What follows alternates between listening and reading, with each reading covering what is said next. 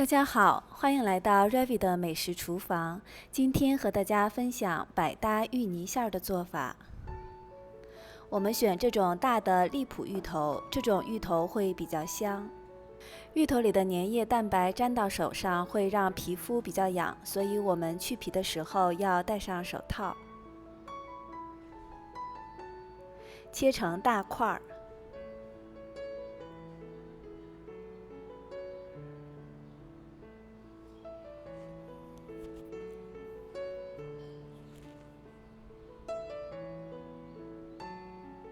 取360克，上锅蒸。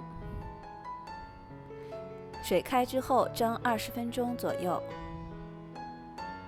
20分钟之后，我们用筷子戳一下，如果能够轻易的戳透，就证明已经熟了。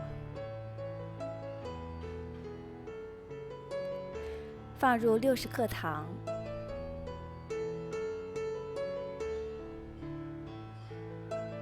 30克牛奶。20克黄油，趁热把芋头压碎。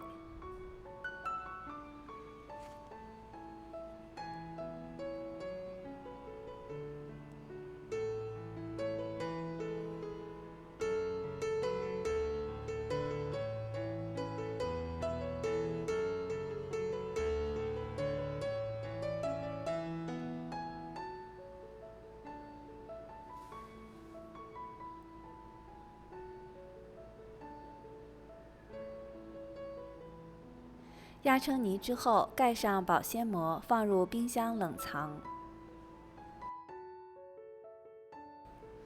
待芋头完全冷却之后，把它揉成30个一个的小球。